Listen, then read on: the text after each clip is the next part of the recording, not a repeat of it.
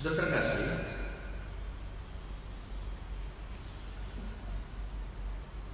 renungan bagi kita pada hari ini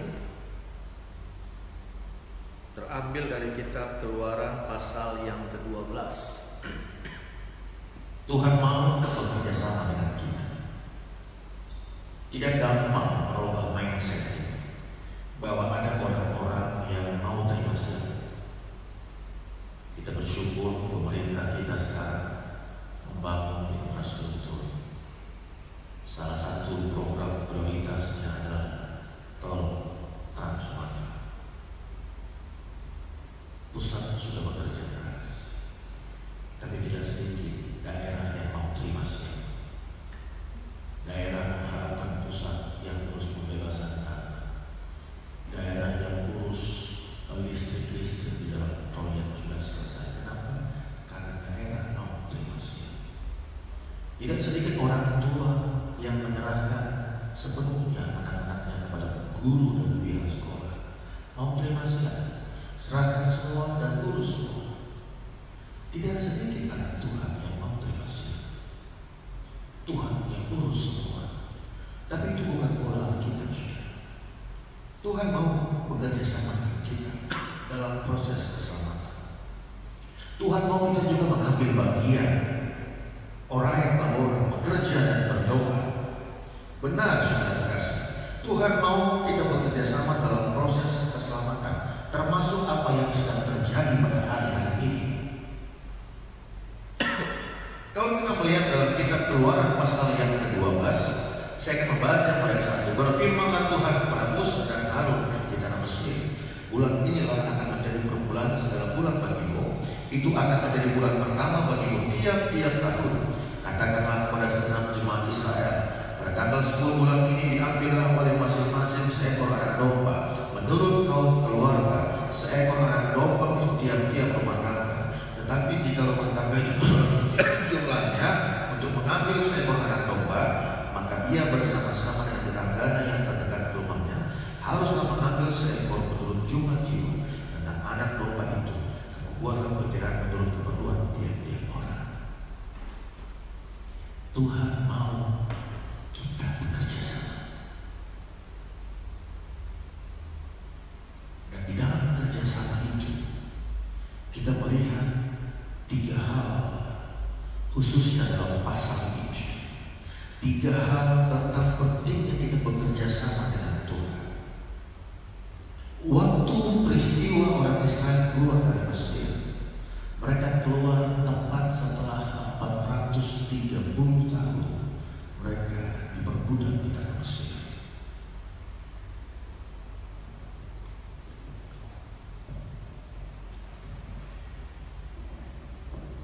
Maaf, 430 tahun mereka diperbudak di tanah Mesir.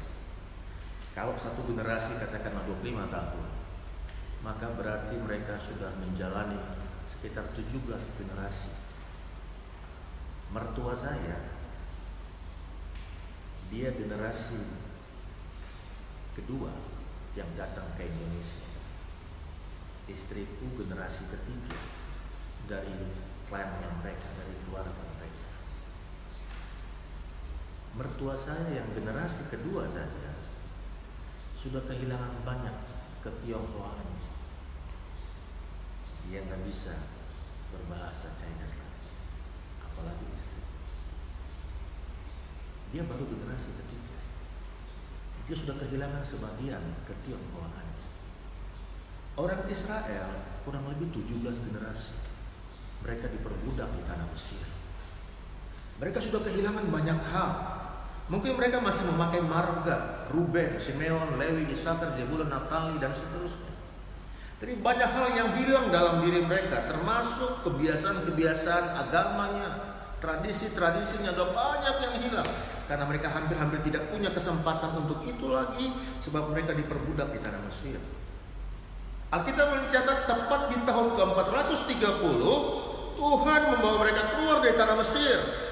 Tapi untuk hal itu terjadi, Tuhan mau mereka bekerja sama. Untuk kita menang dalam situasi virus COVID-19 ini, bekerja sama.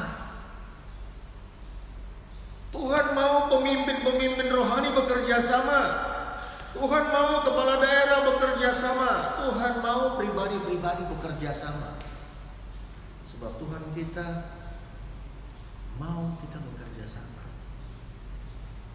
Di dalam kerjasama itu kita melihat 3 kalimat, 3 hal yang perlu kita perhatikan. Yang pertama adalah anugerah.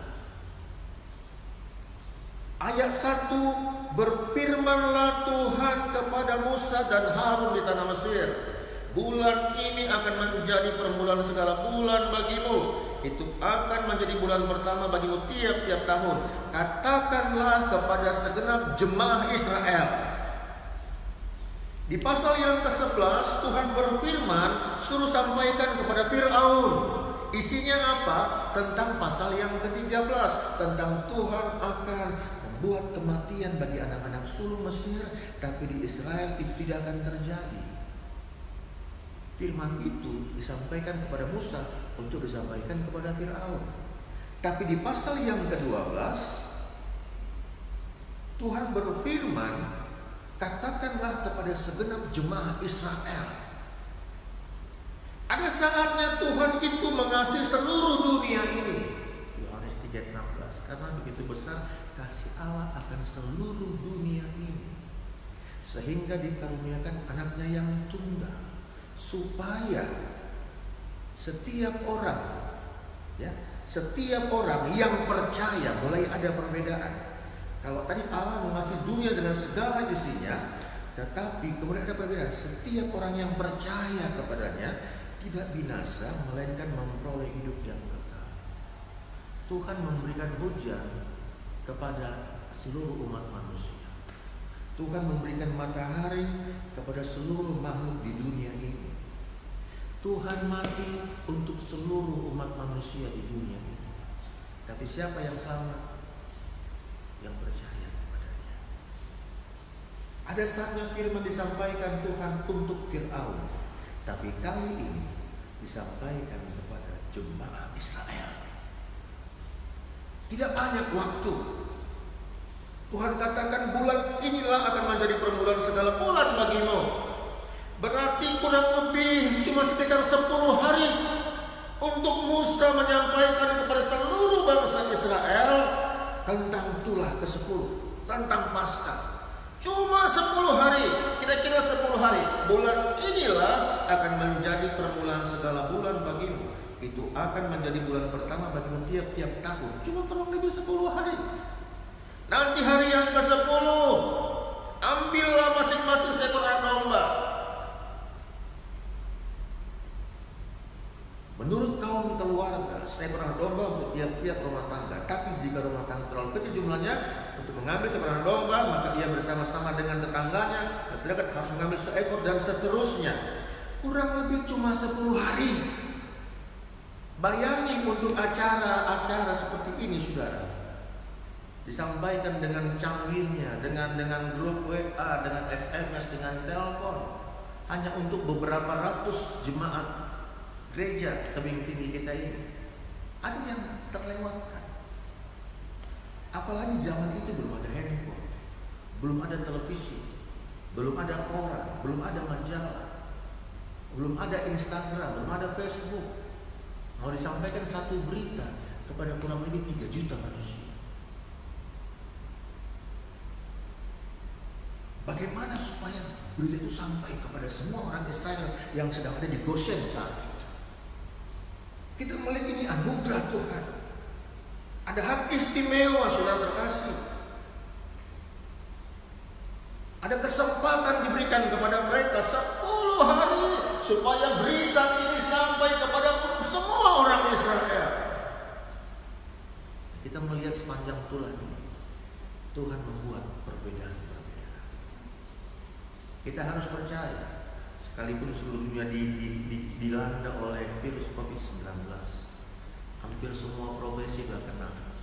Pejabat tinggi, Perdana Menteri, orang medis, pendeta, atlet, anggota, pilot, hampir semua profesi rentan Tapi bagi saudara yang menyaksikan tayangan ini, bekerja sama dengan Tuhan. Tuhan meluputkan engkau. Bekerja sama dengan Tuhan, maka Tuhan meluputkan aku. Bekerja sama dengan Tuhan. Apa itu? Yang pertama, percaya anugerah Tuhan. Percaya anugerah Tuhan. Lalu yang kedua, yang tidak kalah pentingnya, ayat yang ketiga, Keluaran 12:3.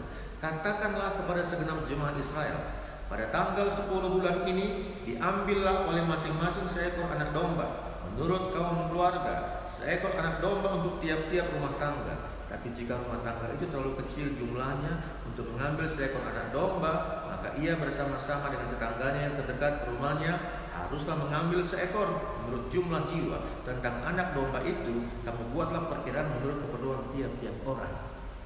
Dalam cerita yang sering kita dengar, dalam khotbah-khotbah yang sering disampaikan, Paskah itu seringkali penitik beratannya cuma dua, domba Paskah, dan yang kedua, darah yang disapukan di ambang dan jenang pintu, bagian atas dan kedua tiang pintu. Seringkali cuma sesederhana itu. Tapi tahukah saudara, domba Paskah ini tidak sesederhana itu.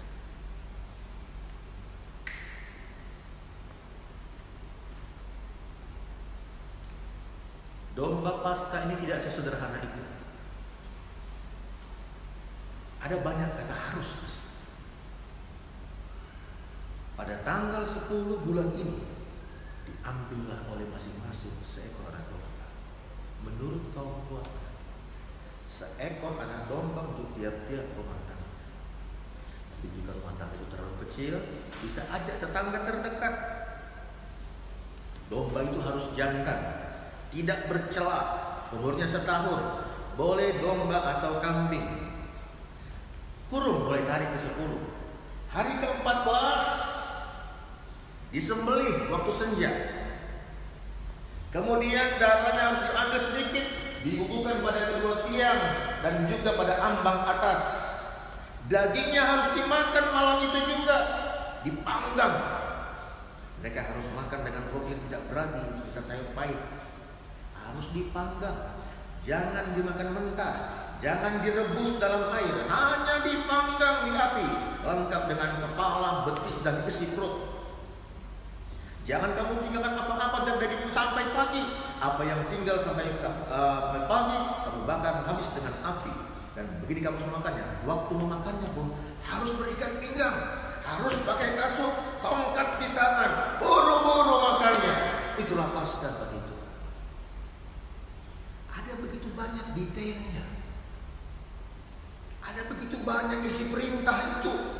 Bukan sekedar domba Paskah dan darah di pintu, saudara. Ada begitu banyak rinciannya. Bagaimana kalau ada yang melawan? Bagaimana kalau ada yang tidak taat? Bagaimana kalau yang ada di luar rumah dan dia tidak mau melakukan itu? Binasa. Dia ingin binasa. Dalam proses penyelamatan kita perlu taat.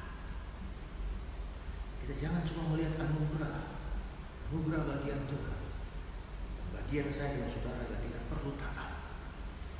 Sekarang anjuran pemerintah menghindari pertemuan dalam jumlah besar. Tetap di rumah semaksimal mungkin. Kita perlu taat. Bagaimana kalau waktu itu ada yang kurang jelas? Berbahaya, saudara. Waktu itu tidak ada penjelasan ulangan. Dalam kitab Keluaran sini aku tidak menemukan kisah di mana ada pesan tertulis. Kecuali waktu Musa menerima 10 hukum Tuhan. Selebihnya adalah tentang lisan, sampaikan dari mulut ke mulut. Dan pada waktu peristiwa ini dibutuhkan ketaatan, penyerahan total, penundukan diri. Bayangi waktu itu mirip-mirip keadaan sekarang. pada Jumat tadi malam saya katakan, jujur saya rindu ketemu sama jemaat. Karena hari-hari ini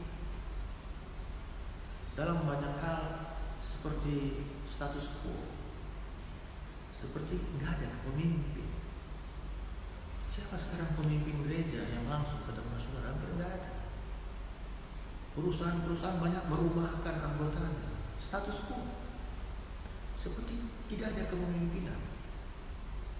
Oke lah, ada pemimpin kita, tapi rasanya jauh sekali. Pemimpin gereja rasanya jauh sekali. Kenapa? Karena pemimpin gereja pun berada di rumah. Mirip dengan bangsa Israel saat itu. Dan Tuhan katakan kepada Musa, sampaikan kepada mereka, jangan ada yang keluar sampai pagi. Dibutuhkan ketaatan. Ada beberapa daerah yang masih ngotot, juga dilarang kumpul rame-rame, mereka rame-rame kumpul. Lalu sekarang semua mereka diisolir.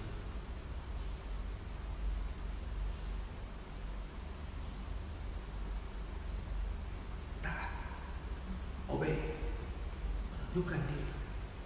Tuhan mau kita bekerja sama, kita berdoa dan bekerja. Tuhan kerjakan bagiannya dan kita kerjakan bagian kita. Lalu yang berikutnya, saudara, kita melihat bagaimana mereka harus makan tergesa-gesa. 1 ekor domba untuk 1 rumah tangga, 1 keluarga harus habis. Kalau nggak habis, bakar sampai hangus. Makan buru-buru. Pakaiannya seperti siap untuk berangkat, seperti siap perang. Pakai ikat pinggang, pakai kasut, pegang tongkat, dan sebentar lagi siap-siap karena orang Mesir akan menegur pintu rumahmu. Hai orang Israel, pergi kalian. Nanti kami mati semua. Orang Israel minta emasmu, minta perak, minta adonanmu, minta tempat pembakaran, minta ini, minta. Nah, orang mesti bilang nah. Jadi orang Israel waktu keluar dari Mesir itu penuh dengan bawaan, mungkin tangan kanan kiri dengan beban pemberian orang Mesir. Makanya Tuhan bilang, kamu makan dengan buru-buru, dengan bersegera, dan untuk itu dibutuhkan ketaatan, tidak berlambat-lambat. Dan yang berikutnya, hal yang sangat sepele, saudara terkasih. Kalau kita melihat di dalam ayat ini, ayatnya yang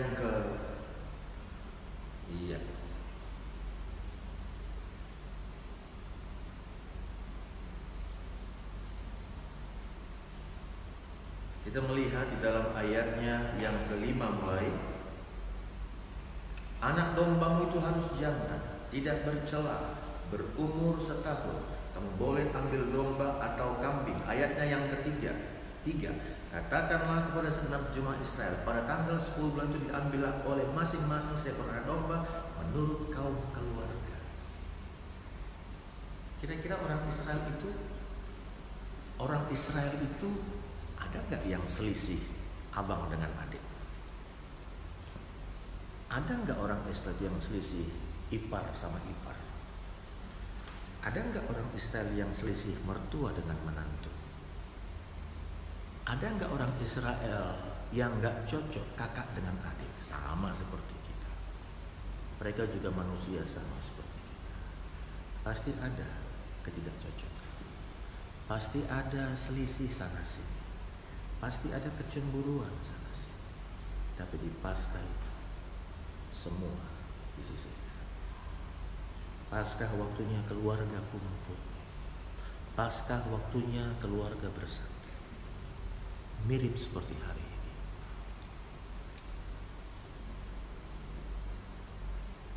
Mirip seperti hari ini. Mirip seperti saat ini. Semua dipersatukan. Sekolah-sekolah diliburkan. Perusahaan-perusahaan diliburkan. Supaya keluarga berkumpul dan beribadah, mencari Tuhan. Lewat situasi ini, Injil sampai ke seluruh dunia. Lewat situasi ini, ketaatan kita perlu kita tambahkan. lewat situasi yang terjadi saat ini, nilai-nilai kekeluargaan dipulihkan oleh Tuhan. Mungkin ada di antara yang menyaksikan acara ini, engkau sekian waktu tidak cocok dengan abang, dengan adik, dengan orang tuamu, dengan mertuamu, dengan anakmu. Ini saat yang paling tepat untuk keluargamu dipulihkan. Ini waktunya untuk engkau berkumpul bergandengan tangan, memanggil nama Tuhan, berseru kepada Tuhan. Mungkin ada yang selama ini merasa terlalu meremehkan Tuhan, merasa engkau hebat, merasa engkau bisa mengatur segala-galanya. Tuhan suruh satu hambanya yang kecil saja yang bernama Corona, dan dunia mencekam. Waktunya untuk kembali taat sama Tuhan, waktunya untuk kembali bertobat, waktunya untuk kembali kepada panggilanmu, waktunya untuk kembali kepada kesetiaanmu, waktunya untuk kembali kepada ketaatan. Dan tetap percaya, sekalipun dunia mencekam, Tuhan membuat perbedaan. Ada anugerah Tuhan. Karena begitu besar kasih Allah akan dunia ini, Dia kasih di seluruh dunia ini. Tapi siapa yang diselamatkan? Yang disaksikan. Sejauh mana suara hamba-Mu boleh terdengar, hamba-Mu berdoa, biarlah ke sana kuasa Allah mengalir, biar di sana hadirat Allah bekerja, di sana kesembuhan terjadi, di sana pemulihan terjadi, di sana damai sejahtera terjadi.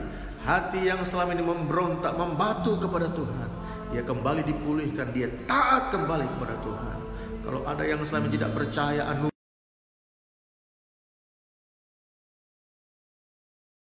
kami tidak berdaya, kami tidak sanggup Tuhan, kami gagal, kami tersesat, kami perlu anugerah Tuhan, kami perlu anugerah Tuhan, kami percaya anugerah Tuhan.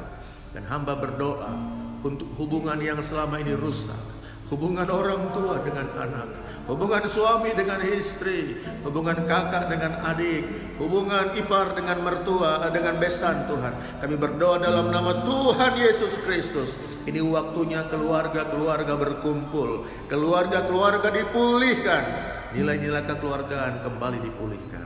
Terima kasih Bapa yang baik.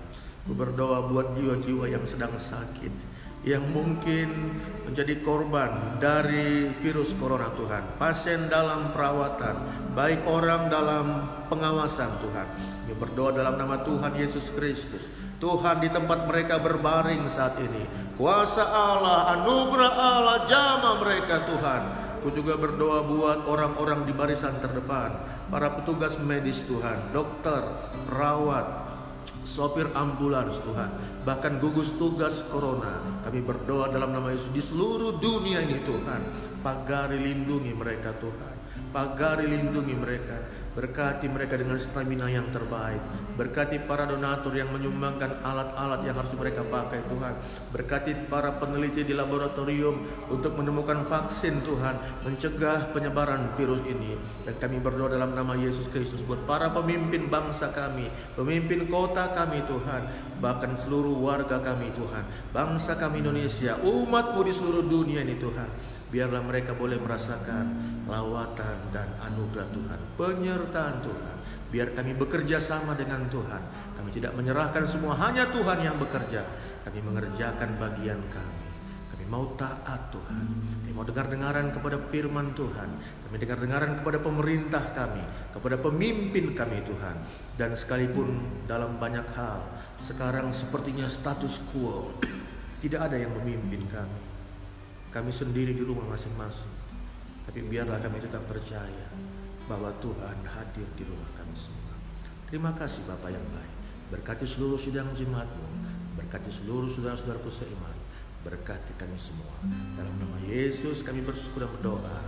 Haleluya. Amin. Puji Tuhan. Tetap kita ikut anjuran pemerintah, ya. Sebisa mungkin tetap berada di rumah, baca Alkitab, berdoa, dan tetap bersukacita, jaga kesehatan, ya. Tuhan tolong kita semua. Nyanyikan lagu kita tukar lagi, kita akan masuk dalam doa dan berkat. Haleluya. Kiranya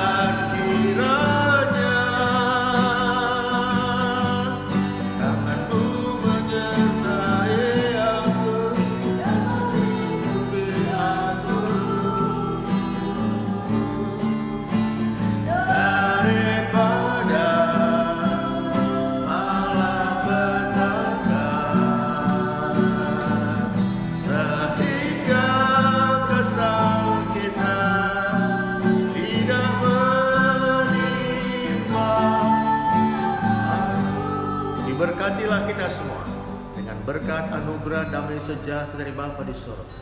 Berkat di dalam nama Tuhan Yesus Kristus, penghiburan dan persekutuan Roh Kudus Allah bersama kita semua, bersama-sama orang yang kita kasihi, bersama dengan keluarga, anak, orang tua, saudara-saudara kita dimanapun berada. Dalam nama Yesus Kristus kami berdoa. Sama-sama katakan haleluya dan amin. Haleluya. Amin. Puji Tuhan. Tuhan memberkati kita semua. Haleluya.